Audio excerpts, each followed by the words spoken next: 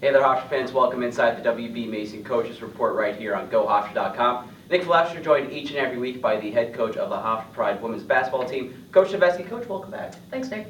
The pair of games this past week, first at Drexel this past Friday, a 67-64 loss against the Dragons, and a matchup that always seems to go down the wire. Angie White gets 16 points. You have 4 other players in double digits. Your takeaway from last Friday down in Philadelphia? I mean, those are the kind of games that we all live for. We just want to be on the winning end of those. You know it's going to be competitive. You guys knew my take going into those games and going against with Denise. I mean, it's just fun. She is just so challenging, especially offensive-minded that she is, in her strategy and her isolations and exploiting mismatches all the time. So she does just a phenomenal job. But, you know, it's painful. You want those wins. You know, I think, you know, Angie White obviously had a great game. You know, her being out the majority of the second quarter, right at the 7:35 mark, you know, that's kind of just kind of stop happening. It was like back to back. You know, so those are the things that we go back to work on and try to, you know, find a solution to some of the mysteries that are happening in the post play sometimes. And your team, very good at rebounding, but you get out-rebounded by the Dragons 31-29, and in the second half they out-rebounded you by 3, I believe. And a team in Drexel towards the bottom of the CAA just was, what was going on there inside the paint and not being able well, to I mean, sports? you know, that, yeah, you know, I can't speak, you know, directly. We knew what we needed to do. I think sometimes, you know, you can't underestimate, you know, their ability to rebound, and that's always, you know, they got after every loose ball, and they were really, you know, they really got us in that category. So I think that, you know, caught us a little bit off guard, and, you know, as a player's, you know, point, we knew what we needed to do going into each game. So I think we, you know, definitely got better from that, and, you know, saw those opportunities that we could have, you know, limited their offensive boards. You know, that was crucial in crucial times. The game on Sunday against Elon back at the MAC, a 59-49 win against the Elon Phoenix. So you split the season series with them 1-1. Angie White gets the double-double, 11-12. Kelly Loftus leads away with 18 points. So a nice bounce-back victory for your team. Yeah, I was proud. I was really proud of them. Just,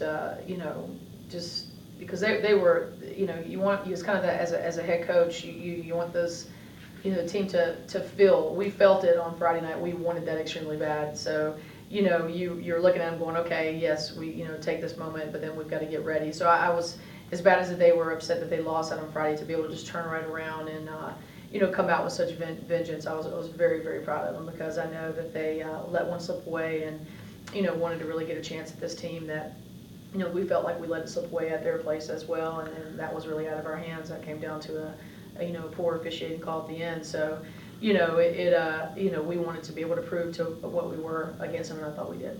And for Angie White, I mentioned she has the double-double against Elon, Right. 16 against Drexel. Now that's 4 straight games when she's been back in double figures. And for, I guess you would say as well, for Angie, a season where it started off rough, she has the injury as well, and now it looks to be she's finally finding her style of basketball and playing the way that she wants to play. I mean, she is. We're feeding her too. We're getting her the ball. I mean, she's one of the best posts in the conference, and, you know, unfortunately, she's had that little rocky road to really be able to show that to everybody else. So I'm glad it's coming on now, and hopefully it keeps going on this whole month of February, and we'll be where we need to be.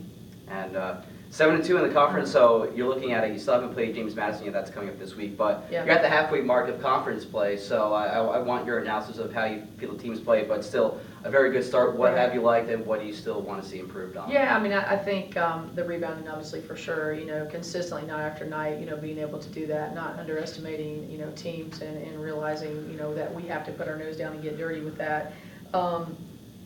You know, I think our total inside-out game is just really beginning to mature, you know, and so I think that as we, you know, continue working that on the offensive end, but for the most part, you know, keep plowing ahead and keep learning, you know, in every single game, and keep getting better. And that's one thing I think I take a lot of pride on with this team and the program and my coaches. You know, our players get better, and you know, and some folks, you know, we're getting better and better each game, and you know, we have just a lot more room to go. So just next test is obviously this Friday, and so we're excited about, you know, what our next test is going to be as we move forward. That next opponent, James Madison Dukes, 14-5 on the season, 7-1, the 2-time defending CAA champions, the team we faced in the CAA finals last season, and it goes to the cliche that this is the one that you circle on the calendar because a very important matchup for a potential first place bid on the line. Right. I mean, you know, there's no denying that what's at stake, but you know, the real reality is that, you know, it is the next one on our schedule. Like I said, everybody, you know, kind of when we say this, but it's true. You know, yeah, we're excited. We're excited that, you know, playing the best competition and really trying to continue to better ourselves. But we, we're very happy sitting where we are and getting ready to play them on Friday, and just gotta, go out and do what we can do. So that's, I think that's where the team feels right now. Let's just get to Friday. And James Madison comes into the season, they lose Precious Hall in this reigning CAA Player of the Year, but they have Jasmine Guathme this season, lead the way with almost 21 points per game. She stands at 6'2". How do you try and contain someone like that, having that capability with the post presence and also the ability to be a pure Well, scorer? let me just say that they lost Precious, but everyone still voted them to be number one. So, they have a lot of really good players. They're a very good team.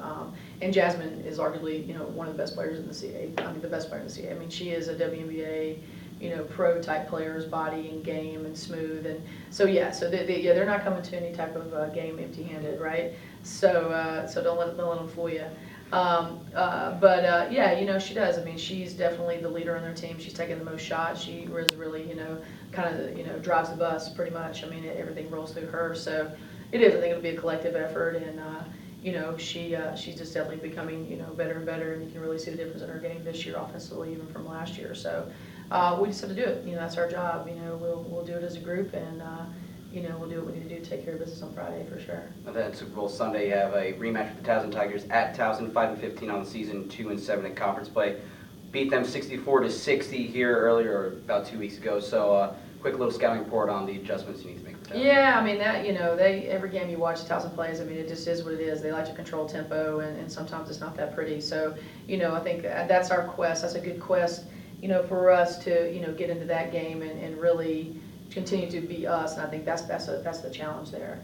Whether you're playing a team like Drexel or a team like Towson, it's just they're the pace setters and what they want to do. I mean, except that pace at Drexel was a little faster than normal, but normally it's possession by possession at times. So we always talk about you got to win games, however you can win the games, and we'll win them however we got to win them. We would rather win them the way that we like to play them, but it is what it is. If you got a great team like we do, the greatness is going to shine through. So we just got to handle Friday and and take care of business on Sunday, because it's not going to be easy. Definitely not.